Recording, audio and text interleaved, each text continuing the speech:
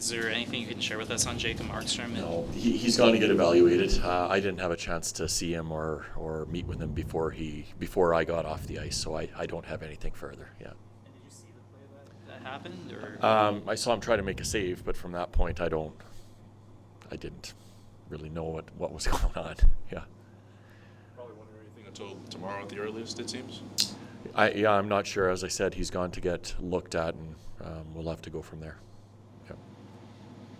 Coach, what would be the items on the top of your list to clean up from last game's performance? We want to try to get ourselves to the point where we're playing with leads. Like, we like the way we're starting games, but we have to play with the lead. And I think it's 10 of 12 where we've given up the first goal in a game, and we want to flip that script. I think that's one big thing for us. And then I think the other thing is handling pressure and executing under it. That's something with the teams that we're playing here that are coming up. They're all high-pressure teams. They'll make you have to make plays with someone in your face. And I don't think in the first period against Vancouver we handled that well, so it's something we'll have to improve on. I asked Manjapani just about playing a little bit less later in the game, and he said, look, I wasn't playing very well. I get it. I was back to work. That's pretty much the response you want from a guy from that situation. Totally. Like, he's at the point in his career where he's got to bring people along with him. So he's got to set a standard for how he plays consistently, and he's got an identity to him.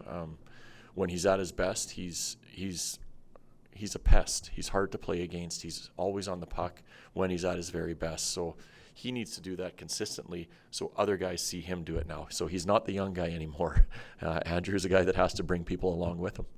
I assume that playing like a bit of a pest, I mean, that's a specific mentality that you have to have. That, can you manufacture it? I mean, how do you get there, do you think? No, I think it's in him. Like, that's why he's had success. Like, all the way along, people have told him, yeah, you're probably not good enough to play, but he's like, I'll do whatever I have to do to play. I don't care if this guy's bigger or he's smaller. Like, that's his makeup. And when he's at his best, we know that's when he's effective. So we're fully expecting that from him tomorrow. From the last game, not to get really specific here, but on that first power play goal, there's a very specific moment where Connor Zary is working to keep the puck in the offensive zone, and he's fending off a player behind him. I was just curious what you thought of that play and the work that Connor did to keep that play alive and ultimately lead to a power play goal. Yeah, great job on his part protecting the puck for sure. The part that we liked more was how quickly we got it to the net after that. So he did a good job of keeping it in the zone for sure and protecting it well. But then it was very quick where we were able to beat the penalty kill when they're moving side to side. And that's how you beat penalty kills. If you're going to be stagnant and stand around, you're not going to beat them. But when you get a step on them like we did in that situation, the guys executed really well. What growth have you seen in Jonathan Huberdeau's game this season? I find a more competitive guy on the puck. I feel like his work ethic from the start of the year to where we are now has gotten much better. And because of that, I think you're seeing more composure, confidence with the plays he's making with the puck. What has Yegor added to that power play unit? Have you felt like he's added a little bit of an extra element? Yeah, and he's a shot threat, and we want them to move around. We want them to have different spots, but when he gets over there, he knows that one of the things we want him to do is shoot the puck, so he's done that. So he tries to put himself in situations and positions where he's ready to shoot, because he is one of our better players in regards to one-timing a puck. So that's where we think he's effective there, but the second thing is he can carry a puck into the zone. So he works well with Elias going back. Our entries have been better the last 3 games since he's been a part of that, and hopefully that can continue. You mentioned assertiveness related to sort of Huberdeau. It does seem with Yegor from the start of the year to now, you can see him sort of putting more of an imprint on the game. Sharon? Yeah. And for him, a lot of it is almost similar in a way to Manji, where Manji's got to be hard in scrums and in battles.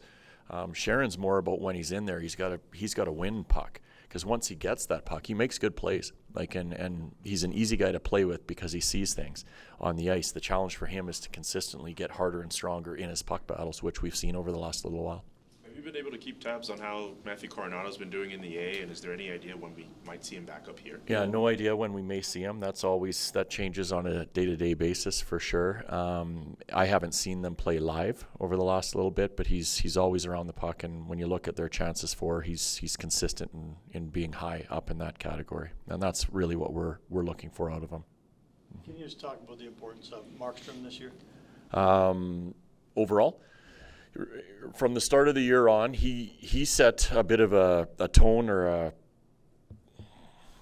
the mood for our team in regards to how he came back over the summer. And I think a lot of people looked to him to see how he would respond. And when his teammates came back to see the mentality or the shape that he was in and the edginess that he had, I think it rubbed off on a lot of people. So he carried that over with his play in games. We know early in the year the games could have been much worse if it wasn't for his play early on for us.